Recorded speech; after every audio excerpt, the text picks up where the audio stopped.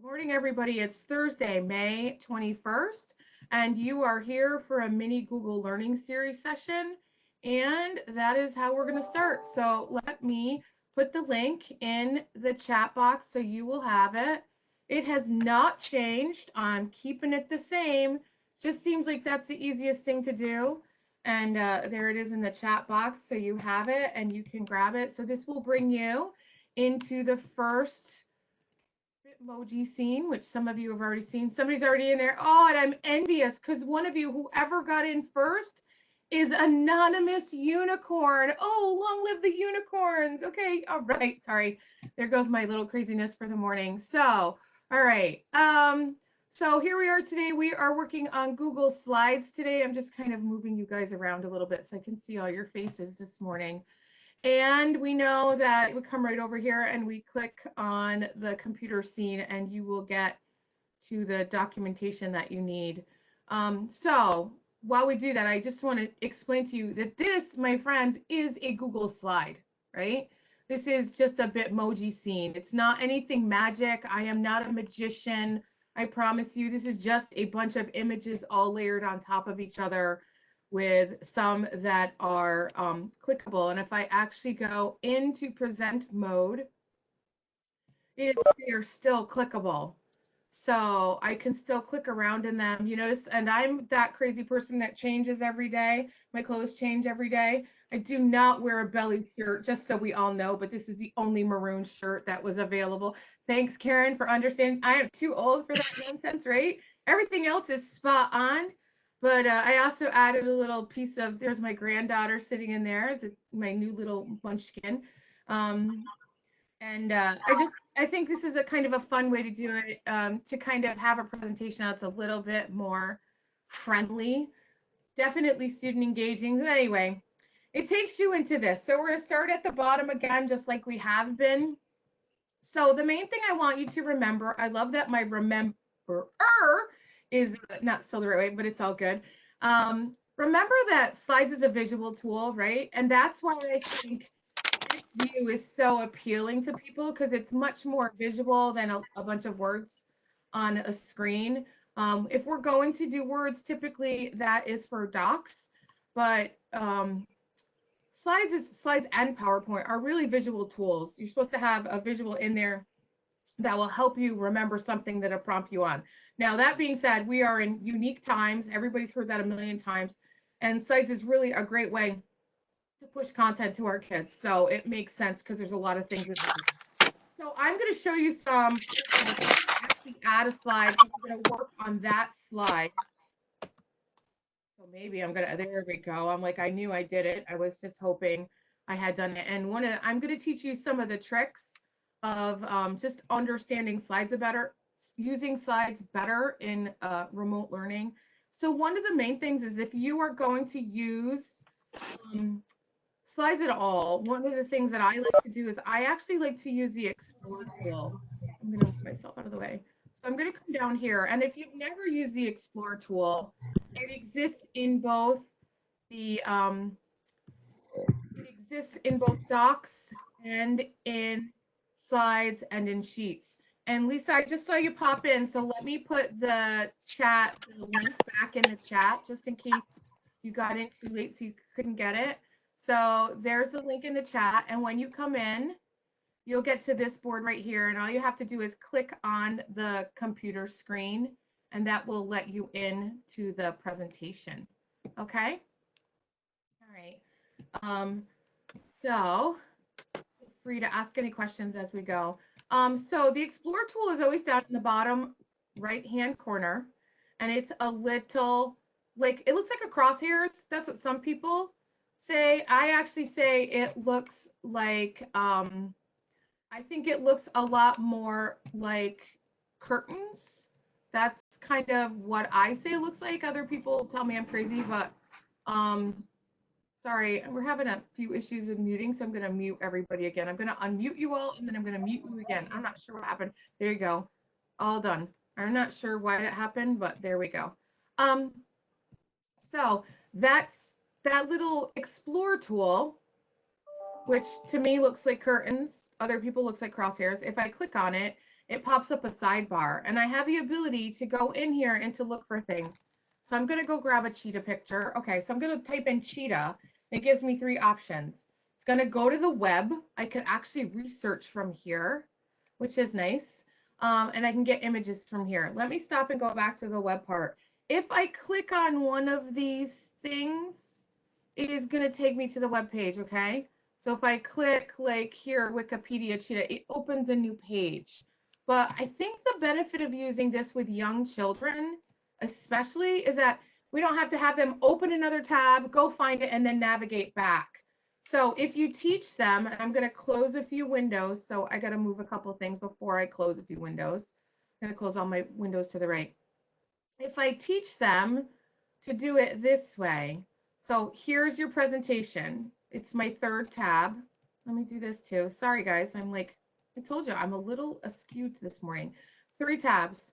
If I teach them to click this way, and it opens a new tab once they click it from the Explore tool, and then I teach them to close this slide again, right? To close it, then they'll come right back to their presentation. They don't have to navigate for their presentations. That's number 1.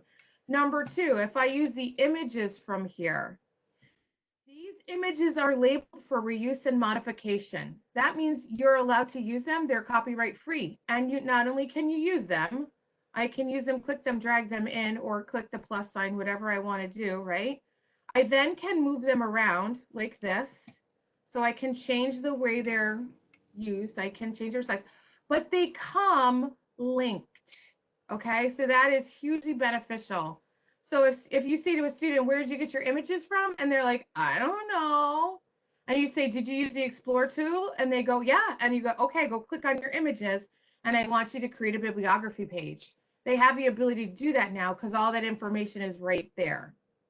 This is a different search than a Google image search. It is a Google image search, but a Google image search. So if I go to images.google.com and I type in cheetah, I'm going to get a lot more results because they're not labeled for reuse with modification. These are copyright allowed for you to use. There won't be any problems with you with that. So this to me is like one of those major things. It's just super easy, and it's a lot easier to find that. Now, if I did it the other way, I have to grab the address and put it in somewhere, okay? And if I'm clicked off the picture, the address doesn't show up. So that's just like a really quick, easy, I think one of the best parts about it. Ooh, Lynn's hot. It's finally warm. Awesome. So the other thing is really creating templates. What are we doing to create templates with our students? And what I did is I created it. I had a template that I've been using. So what I did is I linked it in there, and I'm going to click on it and I show you what it looks like. So this is called a pet project. And I kind of built this myself. This is nothing magic, but what it is, it's the reason I call it a pet project is because it's a personal exploration topic project. Okay, so a student can pretty much pick a topic and explore it. And I created the template. So I asked a few questions here, like guiding questions along the way. And then once they figure out what they're going to work on, they can go through and they can fill this out. So here are the pieces that come with that. I put the ideas, I put the process into the slide template. Everything is in the slide template, so they would fill it out as they go. And what that does is I get to see their thinking process as well. And then down, like I created just a speech bubble or a thought bubble, and I gave the directions of how to technically use it. So if they want to edit the text box, they have to click next to the number and add your answers. So this allows students to understand what they have to do, because quite honestly, students don't know what they have to do, and that becomes a problem. And then they muck with our templates, right? And they're all over the place. So this is just a little guidance. And you see that there's a bubble on multiple, almost everyone as they work their way down. I went through the process. So ideation, then do a quick 5, do some research very quickly. I actually also added a timer. So see, there's a little timer here. If you click on this, I don't know why I'm getting feedback. I'm not sure if it's me. I think it's me. I'm gonna just try audio again. So it's really weird that I am getting feedback from somewhere. Is that better? I'm not sure what's going on. Thank you. I'm not, not sure what that is. Sorry.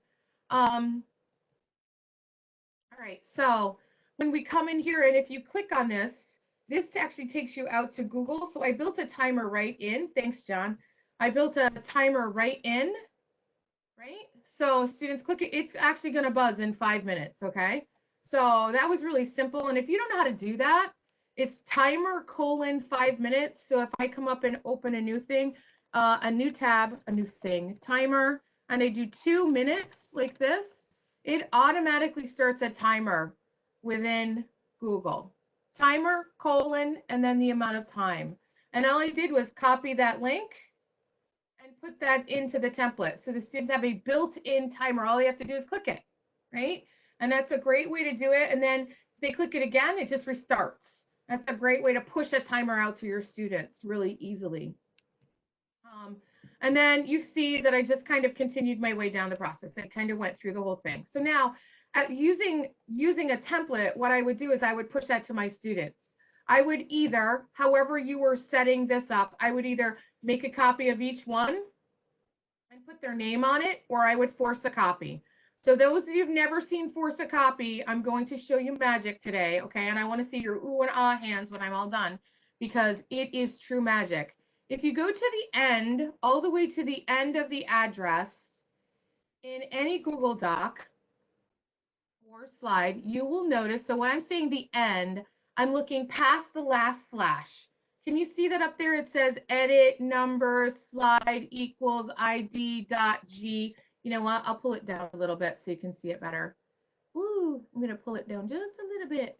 All right. So see the address bar? It's all blue, right? And I'm going to go to the end. And I'm taking everything from the last slash out. I'm going to take that out. And I'm going to put in its place the word copy. Now I'm going to take this address right here, this whole address now. I'm going to copy it myself. I'm going to put it in a new tab and I'm going to show you what happens. The minute I do that and I hit enter, it forces students to make a copy. Okay, that's called a forced copy. And okay, I didn't see any magic hands. I am so, thank you. There you go. Woo, right, there you go. Yay, right? Yes, is what you're supposed to do, right? Blow my mind. That is awesome. I use this when I'm doing really big presentations. Last night I did one for an ice skate and I pushed force a copy because 86 people were in the presentation and I just pushed it to them. They can't muck with mine. They can't muck with yours. They get their own copy in their drive, right? It's awesome. So, but okay, so in classroom, we don't really need to see that, right? I mean, in classroom, you can push them to make their own copy because you can do it yourself. You can come in and you can say, the last option when you give the assignment is make student their own copy. But if you wanted to send it as a link and you didn't want to push it out that way, you take off the ending past ed, past the slash, put the word copy in there, copy and paste the address in as a link into your Google Classroom. So my friends, that works all the time. You don't have to go to Google Classroom to make that work because I could come in anywhere, put that in, and, just, I'm going to remake this right here. I'm just going to add the link of what I just copied in there, right? I'm going to apply it. If I refresh this page and I click on that link right there, it's going to take me to force a copy, right? Look what's going to happen. Fishing, it's still, you can put it anywhere. You can hide it in text as well. So don't think that you have to be using Google Classroom to make that bad boy work. It works all the time. Awesome. Okay, the next thing that you can also do is you can change the page setup. You can change the page size. So if I go to File, I got to make it bigger again because now that you're all going to be blind, because now everybody's going to be leaning in like this. You can go to Page Setup under File, and you can make your page different. Okay, so mine is set to a widescreen. I can make it a custom, and I can make it a piece of paper. 8.5 by 11. Look at that. Now I have a piece of paper. Who knew, right? It's so cool. So if you wanted more space or you wanted to look more like a sheet of paper, then you can build that there and you have more working space to work into. So it's pretty easy. Now, all of those amazing worksheets that some of us have seen and like Teachers Pay Teachers and all over the place, they're built this way because what they do, you can't do in Word or Docs. They build it in slides because slides is super powerful, okay? You can build anything in slides. You can make your slides look like a worksheet. This is kind of an easy way. But the only thing you can't do is you can't have one page of portrait and one page of regular. Okay, so you notice it kind of mucked up my whole presentation. So I like you guys, but it's going back the way it was because that drive me crazy. So that's one thing that is super helpful. Okay, fantastic. Okay, the next one. So now I'm going to come into the yellows. So use colors on templates. So, and I've already kind of covered this before if you were here for the doc session, right? If I was going to make, so I'm going to make a copy of this. Who knows where it's going to go in my drive because I'm automatically make a copy. So now I have a copy. And so what I would do, if I was doing this with my students and I was making the copy, I would make this one, not pin, but pink. All right, I would make this one pink and I would take the first page and I would change the first page to a different color and I'm going to actually change it to pink. Okay, done. But I'm only changing the first page. So when I was in a pile of things here, you can see like I have a blue page here. So I'd have a pink one, a green one, a purple one. That's if my students were collaborating. And if I pushed it out as groups, I'd have a green one, a pink one. So I'm going to do it right here so you can watch it. Just really quickly make a copy. I'm going to make multiple copies of it really quickly.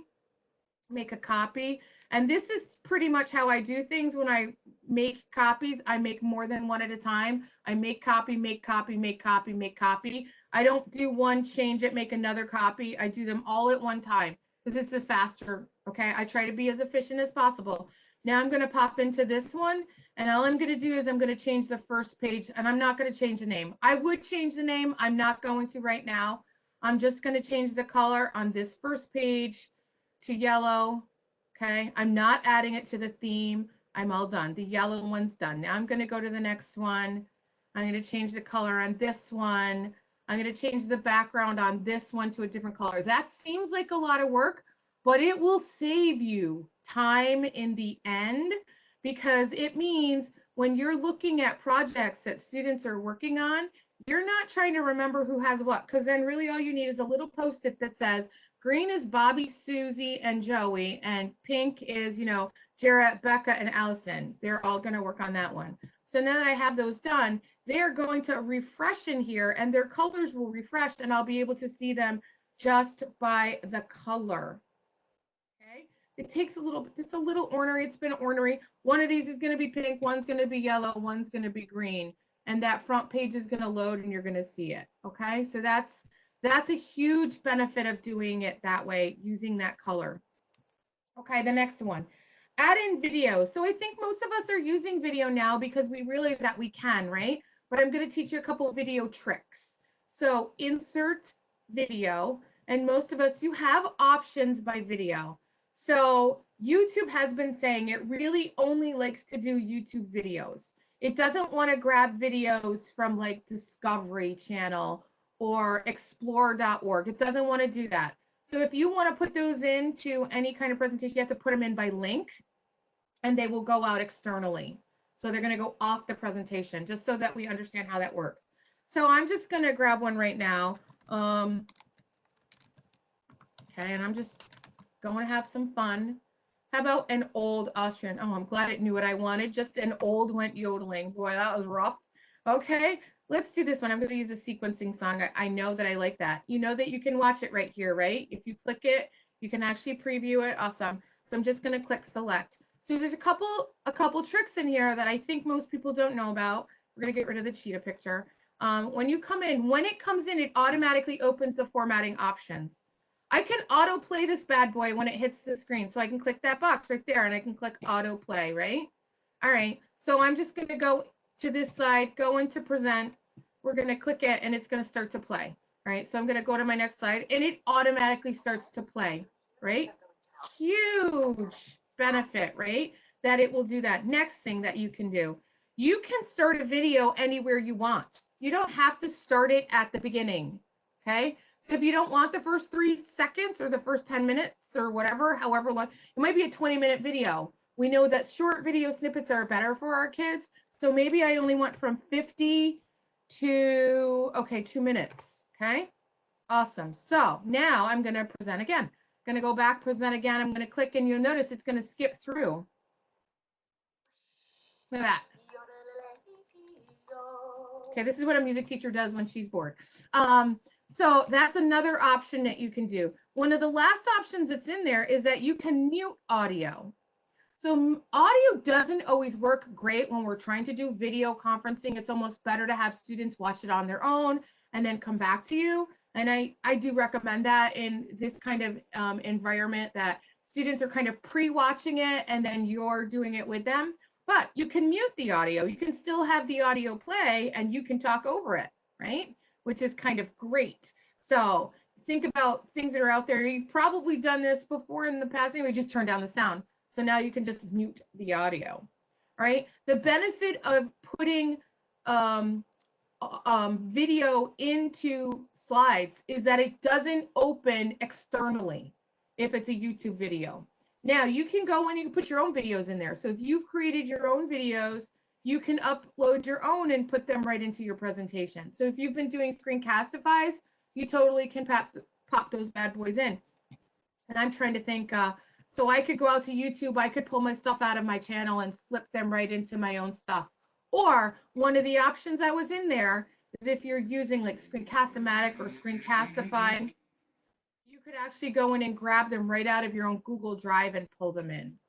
So that's another option. Always an option to be able to do that. I have lots of weird videos. Oh, these are all my Screencastify, so I could throw one of these in and you'll see that you can also have more than one video on a page. Just don't autoplay them both at the same time. Okay, fantastic. Next one. So now add in videos, we did that. Remember that you can also add in audio. There's an audio option in there.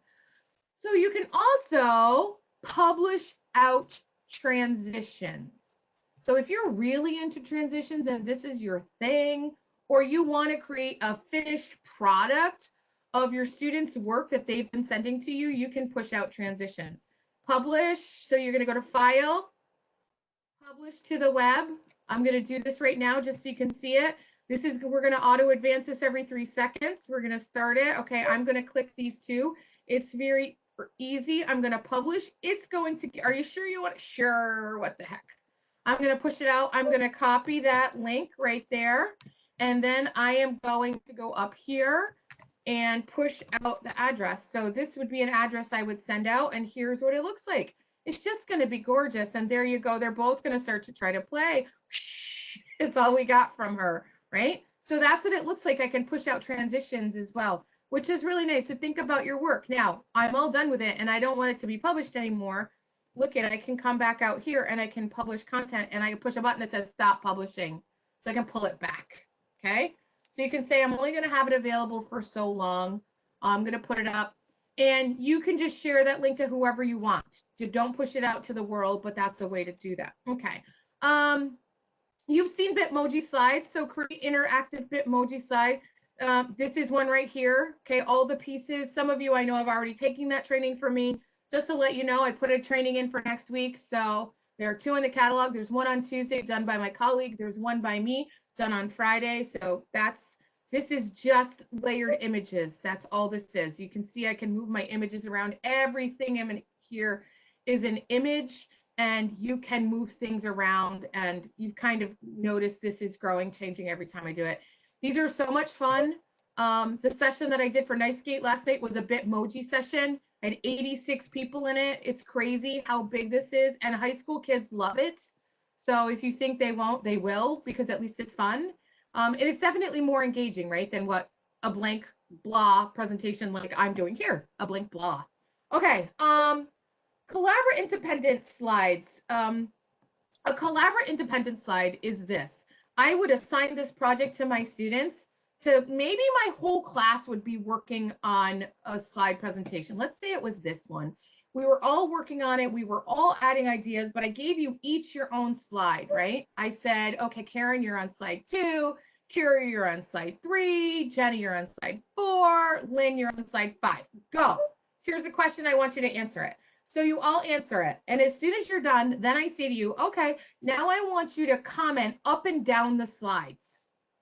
So what the students can do is they can come in. So say this is Karen's slide, and they come in, they're like, they come over here and they click the comment and they say, oh, love this, always love this song. Great choice, right?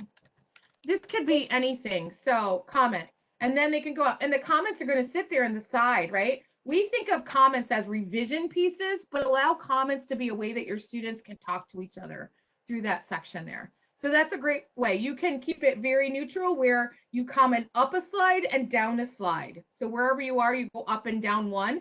That kind of shortens the process, or you make everyone comment on someone's slide. They can do that. There'll be a lot, but it's really valuable. And it teaches students the process of revision. It talks about, and teach them just say, like not love it. They should have more than that. I don't use the words critical feedback. I talk about feedback, responsive feedback, and things that are really going to help someone change what they did. Like, why did you choose this song? Blah, blah, blah, all kinds of different ideas to use with that. Okay. I'm trying to plow. I'm really slow today. All right, next one. So collaboration. So we've talked a lot about slides. So if we use this one, we could do this project in a big group. So when I say a big group, I mean a group of like 5. You can have 10 people in a slide presentation at the same time. You can have lots of people in a slide presentation. Only 10 people can write on it at a time. Okay, that's really important. And quite honestly, if you put 10 people in it at a time, you're going to pull your hair out. I tend to go to like 5. I lean more to 3 because I feel like that's better. But when I do research with my students, I have them research a topic together, all together, and nobody does the entire thing. So if I was thinking about animal research, someone would be researching habitat, someone would be researching diet, someone would do something else. And then they'd be learning from each other, right? They'd be learning that content from each other. And that cuts down your time that you are actually doing research. It goes much faster that way because that's how we learn anyway. We learn from each other. So let's teach students to learn from each other too. And then your 6-week research project becomes a 1-week research project, and it is much more doable. Okay, really quick ones, and then we'll go. So these are links, these 3 over here. So creating an if-then adventure. If you've never done one of these are awesome. So Google has this product called Applied Digital Skills, and you sign up, it's free, nothing costs anything, and this is the entire lesson. So if I click the lesson and I go into it, it'll show you what it looks like. You see, you get videos, right? Every kid, it's guided through, they get a video, they go through, you get a lesson plan. I mean, couldn't really be easier when you get right down to it. And the if-then lesson plan, the if-then adventure, excuse me, if you don't know what that is, think of if you give a mouse a cookie, that's what it is. You're teaching kids how to write one of those stories. Kids would love that, right? And have them think about it now. Give them 2 objects and see where it ends up. And it walks them through the plan of how to do that. So that skill, that lesson right there is so well driven because every new skill that's taught is done via video by Google, not by you, the teacher, and they give you rubrics. It's fantastic. So you can click that, go in, your Google account will get you right into it. It's free, fantastic. Creating choice boards. So I'm going to show you the choice board that I created. Some of you, I think, have already seen it. So this is a choice board that I have. I'm going to put it into present mode. It'll be a little easier to see. And I actually gave it a topic today. And this one's going to be about kindness because I was trying to think of some emotional learning for our students that are really struggling. So I kind of gave them a question, and then I asked them a few more, like, what are you doing for others? What are you doing for you? What are you doing for nature? Okay, just to kind of prod them. So using this choice board, please explore the idea of kindness. All the links, all the images linked to a slide with an idea. Okay, so you can tell I typed this really quickly. And then I told them to be creative. There's no right or wrong answer. So if they go to the next slide, this is the choice board. Again, it's like a Bitmoji board, but every one of these links to something different. So when I say that, this is an actual picture of my daughter hiking, right? She's on a trail. So what is an outside activity that would allow you to be kind, right? What would it look like for you to be kind to nature? I don't know. It could be all kinds of things. You could be hiking, you could be kind on the trail, you could be picking up garbage on the trail. I want to leave it really open-ended so students could think about different ways. I would push this to my students. Every student would get their own copy, and then they would actually be entering their answers in here. They don't have to do them all because there's a lot. I think there's like 14 different options that they can choose. I lied. Yeah, 14 different options. And with that, I could say pick four. Pick the four that you like the most, right? And I want you to give me back different modes of how you did that. And then my last one for the day, this is also one that I found out there. This is called Show Appreciation. And this is a way to build a slide presentation. This is also from from Applied Digital Skills. This is the lesson plan. This is what it looks like. This is a great way to kind of go through and look at it. I wanted you to see this is what Google gives you, right? Pretty much laid out, but how to create an appreciation with Google Slides. Basically building like, how does this person help me? How do they help our community? What specific story or stories can I share about this person? That's kind of some big ideas that you can look at. And when you go into this and you go all the way through, this is all linked, just some newer ideas, different things. It walks you through to show appreciation for a teacher, a coach, or a friend. That's a great way for students to be building skills, to be thinking past themselves, right? So we don't have to worry about content so much. I know we are, but let's think about what we've taught our kids so far and allow them to kind of push that out towards others. This is a great way to do it. They could get it all done. They could share it with you. Then you, my friend teachers, you could put them all in one presentation together, right? Because you copy their slides in. Then you could publish it out and share it with those people that they showed appreciation to.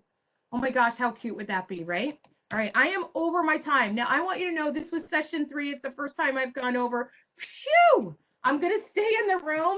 Lots to talk about today. I'm going to stop sharing. Hopefully, you got lots of ideas. Once you get the recording back, I will get it sent to you. I've been trying to catch up, so hopefully I am.